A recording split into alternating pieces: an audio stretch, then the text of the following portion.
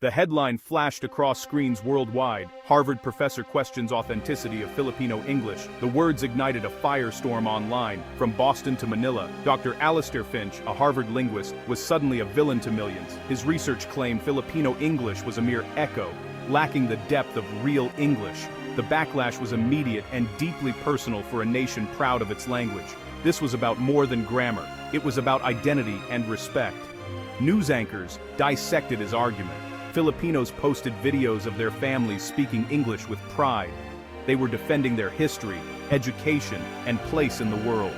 From his Cambridge office, Dr. Finch had poked a sleeping giant. He questioned the very voice of a people, and the world was listening to their roar. The controversy peaked when Dr. Finch was announced as keynote speaker at a Manila conference.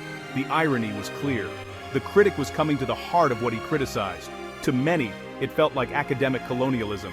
Tickets sold out in minutes, not to listen, but to challenge. The stage was set for a showdown of words and wills. Finch, a man of data and rules, packed for Manila, ready to defend his thesis. He was confident, prepared, and respected, but he had no idea this trip would shake the very foundations of his life's work. The world was watching, and the Philippines was ready to speak. The battle for the soul of a language had begun. Dr. Finch landed in Manila, stepping into the humid air in a world alive with English. The immigration officer's cheerful, "Welcome to the Philippines, sir. Enjoy your stay, huh?" was a living example of the language he'd critiqued. He mentally noted every local inflection, seeing them as evidence of dilution. On the drive to his hotel, English was everywhere. On billboards, in pop songs, in the driver's lively chatter. To Finch, it was a living museum of linguistic divergence. In his hotel, he reviewed slides of Filipinisms, unique vocabulary and syntax he saw as deviations, not innovations. He felt pride in his rigorous, objective work. The next morning, he walked past university students debating in rapid, code-switched English and Tagalog. Their grammar would be red-penned at Harvard, yet their communication was effective. For a moment, doubt flickered, but he dismissed it as anecdotal. His data, he believed, was comprehensive. He was here to observe, not connect. The city's English was, to him, a subject for study, not a living force. He clung to his certainty, blind to the language's true power. But Manila was about to challenge everything he thought he knew. The evidence was all around him, waiting to be seen, and soon, he would have no choice but to listen. Dr. Finch plunged into Quiapo Market, where English was the language of survival. A vendor called, "Sir, you buy from me. Very good price." Her grammar imperfect, her meaning unmistakable. He watched a mother haggle in English, seamlessly blending in Tagalog. "Okay, sige, for the baby boy." Finch labeled it linguistic impurity, but couldn't deny the negotiation's success. Outside Quiapo Church, a priest prayed in English, his words carrying hope to a rapt crowd. Here, English was a vessel for faith, not just commerce or education. As the sun set, Finch sat in a cafe, reflecting. He'd seen English used to sell, to bargain, to pray, to connect. It was alive, dynamic, complex, and far more than his research suggested. His paper treated Filipino English as a static object, but on Manila's streets, it was a living force. The neat categories of academia felt inadequate.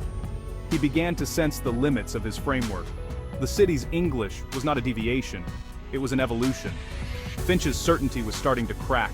The language he'd come to judge was teaching him instead, and he was only beginning to understand. The convention hall was packed, anticipation thick in the air. Dr. Finch took the stage, presenting charts of vowel shifts and non-standard grammar. He called Filipino English a highly functional pidgin, not adhering to native standards. The message was clear. Your English is not the real thing. He proposed a curriculum to correct local variations, aligning with American or British norms. To him, it was helpful. To the audience, it sounded like erasure. Silence followed his closing words. A silence before a storm. The moderator announced the Q&A. Dozens of hands shot up. The room was ready to respond, not with anger, but with pride. Finch had delivered his verdict. Now the people he judged would have their say. The real debate was about to begin. The first question came from a professor. Who decides the standard? Why is our evolution a deviation, while others are variations? The audience erupted in applause. A high school student asked, "How can you say our English isn't real when it's the language of our lives?" Finch's academic arguments felt hollow. A call center manager spoke of connecting with clients worldwide in empathetic, effective English. A poet read a verse in Phil English, its rhythm uniquely Filipino. The audience was articulate, poised, and proud. They used the very language he'd questioned to dismantle his argument. Finch felt his certainty crumble. These were not research subjects. They were people, defending their voice. He had come to teach, but he was the one being schooled. The emotional weight in the room was undeniable. That night, Dr. Finch couldn't sleep. The student's question echoed, "How can you say it's not real when it's the language of our lives?" He realized he'd never questioned who gets to define real English. His standard was just one variation, backed by power and prestige. The call center manager's empathetic English was a new metric.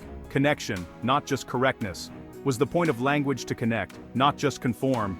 Doubt gnawed at him. He'd missed the poetry, the creativity, the heart. For the first time, Finch was profoundly unsure. His research wasn't just incomplete, it was wrong in perspective.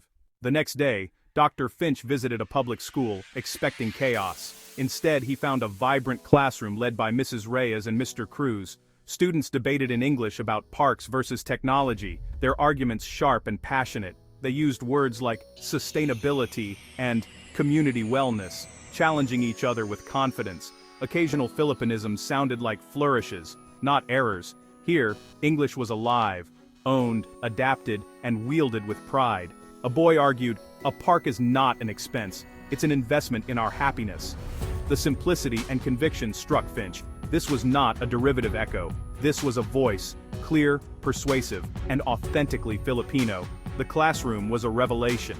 Finch saw English not as a borrowed tool, but as a living creation. The students weren't imitating, they were innovating. He realized he'd been blind to the language's true power. The lesson was clear. Language lives in its speakers. The classroom changed everything. Finch's old certainties were gone. He was finally ready to listen, and to learn. After the debate, a quiet girl named Maya read her essay, "The Language of My Heart." "They say English is borrowed," she began, "but for me, it's the language of my grandmother's stories." She spoke of English woven with dialect, of songs her father sang, of her mother's bedtime prayers. "It is not borrowed, it is ours now." Her English had the rhythm of home, the warmth of the sun, the taste of mangoes. "When I write in English, I am not trying to be an American or a Brit. I am trying to be me. I am a Filipina, and this is my English." The room was silent. Finch felt humility wash over him. Maya's words revealed a truth deeper than any research. Filipino English was not imitation, but creation. He had missed its soul, its resilience, its beauty. The language was a testament to a people's creativity. Finch saw now that English in the Philippines was utterly authentic. It was a living, breathing testament to identity. He realized he'd been wrong. The language was not a deviation, it was a masterpiece. Maya's voice changed him. He would never see language the same way again. Back at Harvard, Dr. Finch wrote a public retraction and apology. He confessed his profound misunderstanding of Filipino English. He described his journey, the conference, the market, the classroom, Maya's essay. He admitted his academic blindness and cultural arrogance. "The idea of a single, real English is a myth," he wrote. "The future of English is in celebrating its global diversity. Filipino English," he concluded, "is not a deviation. It is a new standard, vibrant and authentic." His words validated a nation's fight for linguistic identity. Dr. Finch's story became a lesson in humility. True knowledge means questioning your own certainties. Language is defined by those who live it, not by ivory towers. The English of the Philippines was, and always had been, very real. And finally, he was ready to listen.